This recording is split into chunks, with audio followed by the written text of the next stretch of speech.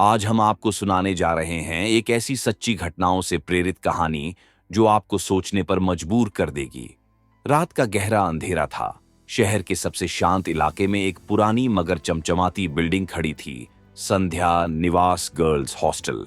बाहर से देखने में यह हॉस्टल बेहद आम लगता था, सफेद दीवारें, लोहे का गेट और एक मुस्कुराती वार्डन।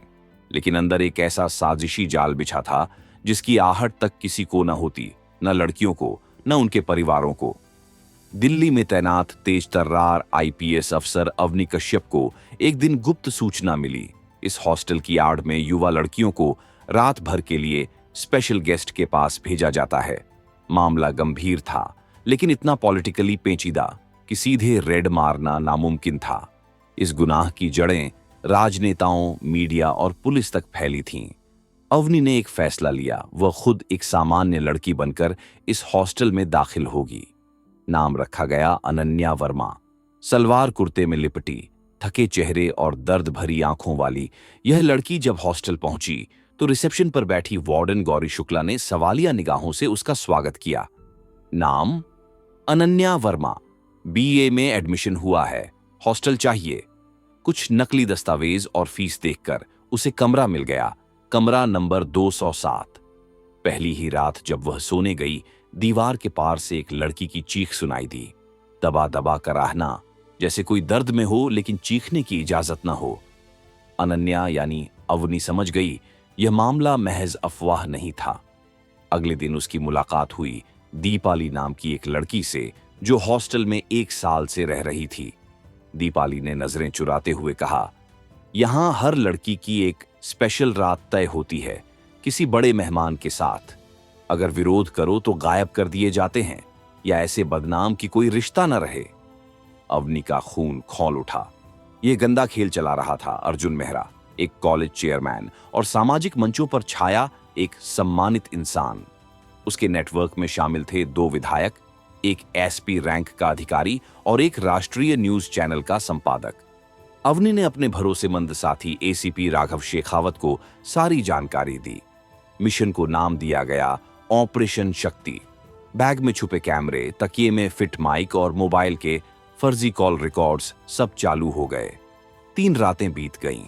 अवनी जानबूझकर खुद को आसान निशाना बना रही थी ताकि शिकारी खुद उसके पास आए। चौथी रात वार्डन गौरी उसके कमरे में आई। अनन्या, आज तुम्हारी बारी है। अर्जुन सर ने खुद चुना है तुम्हें। अवनी का चेहरा शांत रहा, लेकिन नसों में तनाव दौड़ गया।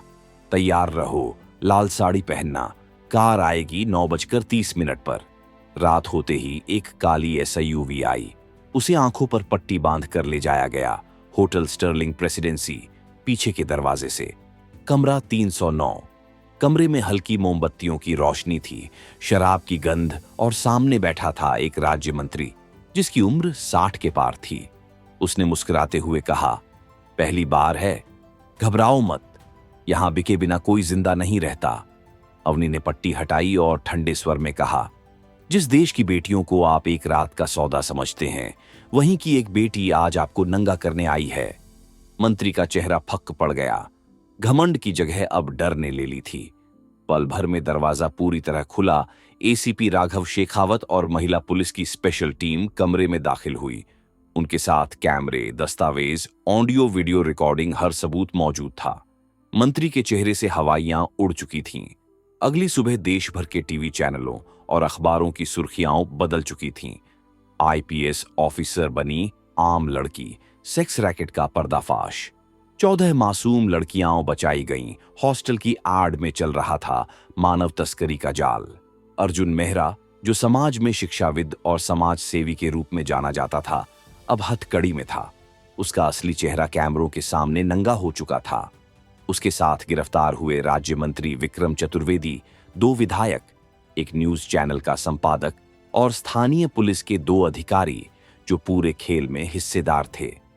ऑपरेशन शक्ति, जो एक अकेली औरत की हिम्मत से शुरू हुआ था, अब पूरे सिस्टम को हिलाकर रख चुका था। एक अकेली स्त्री ने उस भ्रष्ट दीवार को तोड़ डाला था जिसे माफिया, मीडिया और मंत्रियों ने मिलकर वर्षों से बनाया था। कोर्ट ट्रायल शुरू हुआ। गवाहियां, सबूत, वीडियो रिकॉर्डिंग्स, सब कुछ न्यायालय के सामने था। एक एक करके आरोपियों की सच्चाई सामने आई। जो लड़कियां एक समय खुद को अकेली समझती थीं, आज अदालत में मजबूती से अपने लिए आवाज उठा रही थीं। कोर्ट रूम में विक्रम चतुर्वेदी, अर्जुन मेहरा और अन्य आरोपी जज के सामने गिड़गिड़ा रहे थे, हमें माफ कर दीजिए, हमसे गलती हो गई। लेकिन जज का फैसला देश के लिए एक संदेश था। जो लोग मासूम लड़कियों को एक रात की हैसियत में बेचते थे, वे अब 14 साल हर रात जेल की कालकोठरी में बिताएंगे। वही दर्द, वही तन्हाई, वही सजा। अवनी की आंखों से आंसू छलक गए, लेकिन ये आंसू कमजोरी के नहीं, जीत के थे। आईपीएस अवनी कश्यप को राष्ट्रपति भवन में शौर्य चक्र से सम्मानित किया गया। यह पुरस्कार केवल उसकी बहादुरी का नहीं, बल्कि उन अनगिनत लड़कियों की आत्मा की जीत का प्रतीक था, जिन्हें अब आवाज मिल चुकी थी। उसने एक एनजीओ शुरू किया, शक्ति, एक लड़की बिके नहीं, जहां हर बचाई गई लड़की को शिक्षा, काउंसलिंग और न्याय मिल सके। एक रिपोर्टर ने पूछा, मैम, डर नहीं लगा था? अवनी मुस्कुराई और कहा, डर तो लगा, पर उससे बड़ा डर था अगर मैं नहीं करती तो कौन करता। अगर आपको यह कहानी पसंद आई हो तो लाइक जरूर करें और चैनल को सब्सक्राइब करें। अगली बार फिर मिलेंगे एक नई सच्चाई, एक नई शक्ति के साथ।